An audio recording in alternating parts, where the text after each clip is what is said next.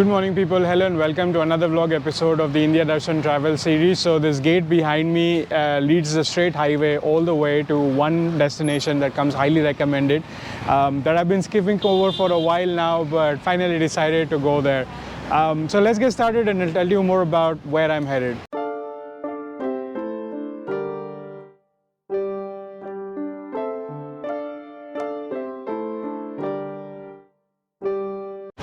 So that behind me is the Yogi Dwar, and this highway leads straight all the way to Sasan Gir. Sasan Gir basically is a national reserve where you go to see the wildlife in action. I'm not going to do a gypsy tour over there, but I'm pretty sure there are other ways of exploring the wildlife out there on dedicated routes in a government vehicle. Because of course you can't run around the lions with your own two-wheeler, so I don't feel like becoming cattle feed for the day. So we're gonna get there and then we're gonna understand how the system works, what's the cost like, and how everything works out there. It's my first time. I don't know a whole lot about it, but learned a little bits and pieces from speaking to the locals and the hotel owner. So let's get the journey started.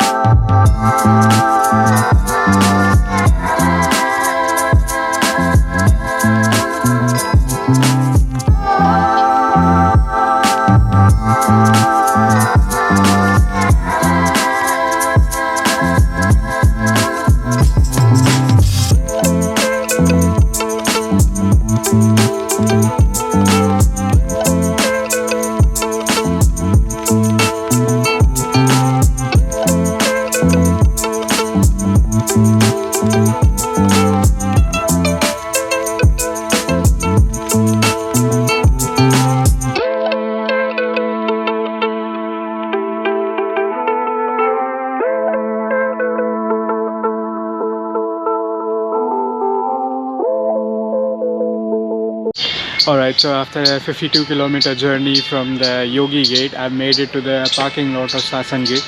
Just found a nice shady parking under the tree. Now to look for the office and try and figure out how the safari actually works and what are the different options for people who don't have their own personal vehicle. Let's walk around a little bit and try and figure out how things work here.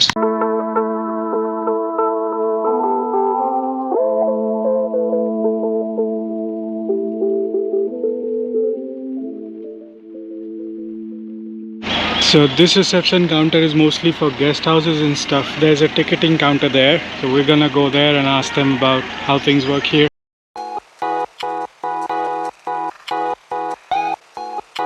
Everybody seems to have gone AWOL, looking for some forest department officials so I can speak to them. There's nobody here yet. Well, that was an epic flop. So this is the souvenir shop. There are some forest department officials sitting inside and I spoke to them.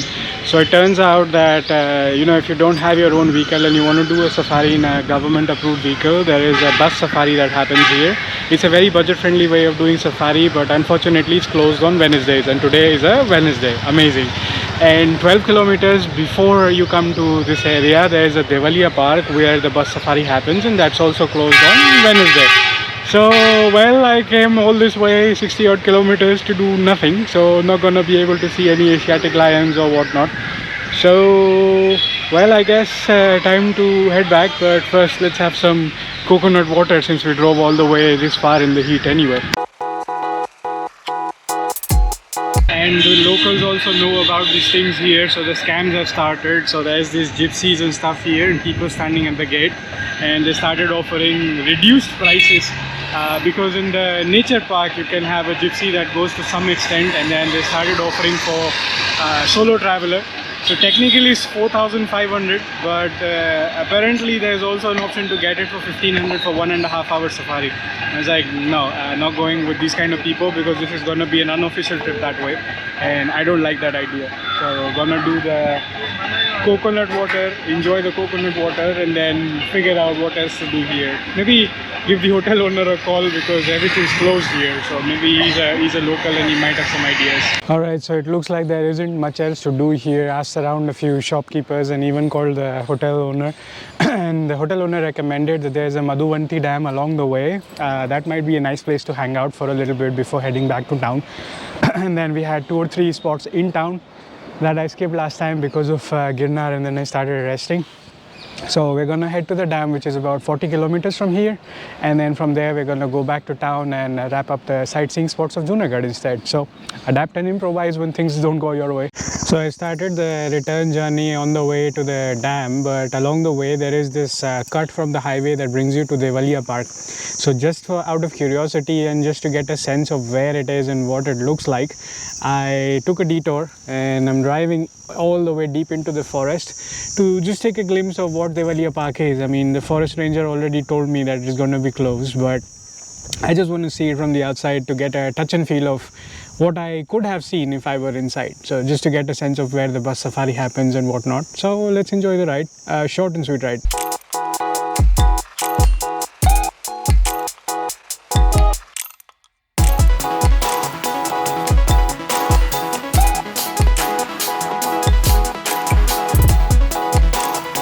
So it looks like this is the Devalia Park entrance. As you can see, it's closed because it's a Wednesday. So learn from my mistakes if you want to come here. And over there, those green buses are the ones probably that take you into the bus safari.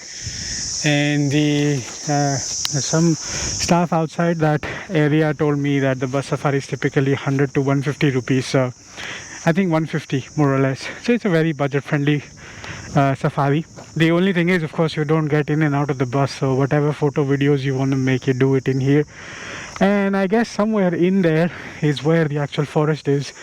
Maybe those guys with their cars have their own permission, so there's this online permission system. If you have your own 4-wheeler, you can go in, or you can rent one of these green government gypsies like I did while I was in Jabalpur doing a gypsy safari with my father. So the cool thing is, I've seen a lion very close. I think I was in the Chicago Zoo where I got very close to the lion and was like seated right next to me on the other side of the glass barricade. But I wanted to see a lion, you know, out in the open, the king of the jungle, but that didn't happen. Anyway, so now I have a touch and feel of what I could have done. So let's go towards the dam side.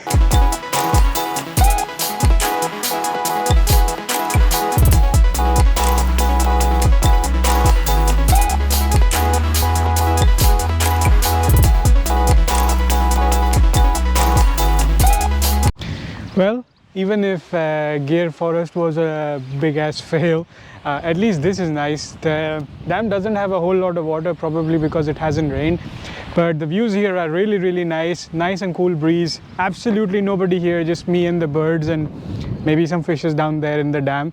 And here this side there's a whole lot of greenery and they are pumping some water into the canal, so it's like fresh irrigated greenery landscape behind me. So all in all, this is pretty much the view, and because I have a 2-wheeler, I had like a small access path to come in here. and then you have a dirt road all the way along, so you can keep driving if you want to. I don't see a whole lot going on up there, except for like in those farmlands there are some cows grazing and whatnot, but other than that, this was a cool recommendation. So at least it brightens up the mood a little bit, so we can hang out here for some time before it gets really hot, and then we'll be on the way back to town.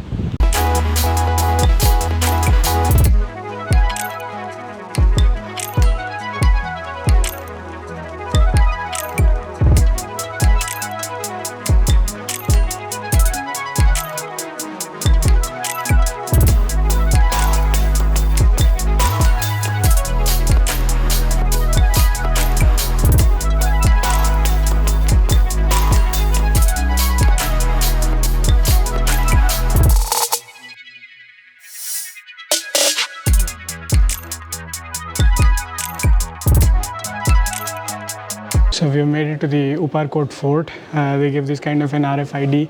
It's 100 rupees for the entrance ticket for an Indian citizen, full price, and then 100 rupees deposit for this RFID, refundable, that you get back once you return this.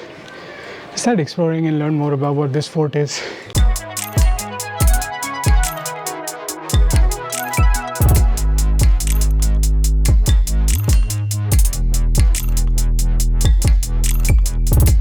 This is the Marnik cannon that the board sign says was imported all the way from DU and must be 500 years old.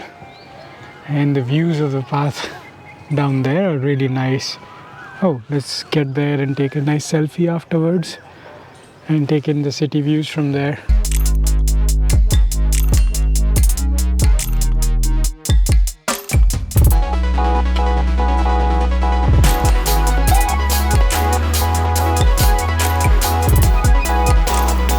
So going deep down under to explore caves. It says it's Buddhist caves. So I'm guessing these are slightly abandoned now. Back in the day, Buddhist monks used to stay here, but looks pretty neat. Typically these kind of caves are built out of a single stone block, including the pillars. As you can see, like there's no joint or cement or anything anywhere. I'm guessing this is more or less the same thing. Looks really cool. So just got done exploring the fort. I only have partial clips because after I was done exploring the wow, guards came over and they mentioned that vlogging is considered as professional videography here, and even this camera is considered as a pro camera. So either you take a separate permission or don't do it. So I stopped after that. So there's not a whole lot of clips to show you afterwards. But there's a nice Nawabi Talab here, there's view of the Girnar, there's a nice walking promenade, a couple of other things, Buddhist caves and stuff. I don't know how much clips I have, but whatever, it was a nice experience. And the staff here is very good, the security staff is very kind. They politely explained everything to me, so it was really nice. No drama or nothing like that, so it was just like a friendly conversation. So now I'm starving. It's 3:15 p.m. It's time to grab ourselves a meal, and then depending on the energy, we continue the exploration or we head back to the hotel, because now my head's starting to spin.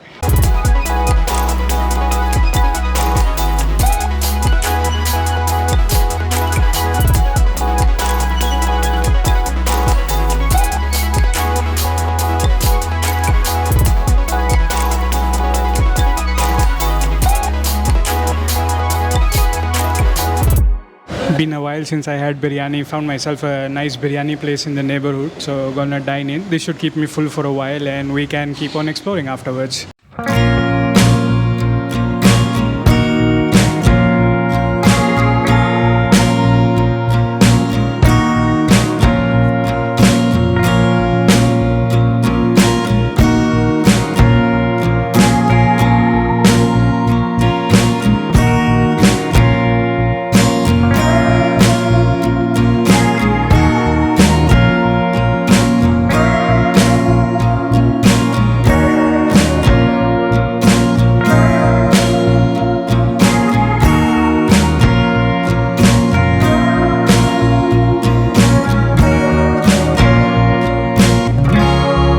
So this ornate, beautiful building that you are seeing behind me, I just happened to stumble upon this and I looked it up. So it's a Mahabhat Maqbara and palace, basically a mausoleum and palace of Nawab Mahabhat Khan. And so the first one is his mausoleum, and the one behind, basically they are famous for the architecture.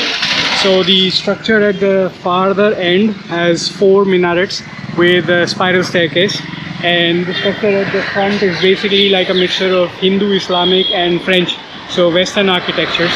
And the design is very, very beautiful. So this is something that you could, stop by if you're in the area. And I think there is the railway station behind as well, and I know for a place like this, the railway station is very peculiar as well. So if the places are this beautiful, imagine how good the railway station is going to be. So we're going to quickly drop by, check out the railway station as well, and that's going to be the end of this vlog.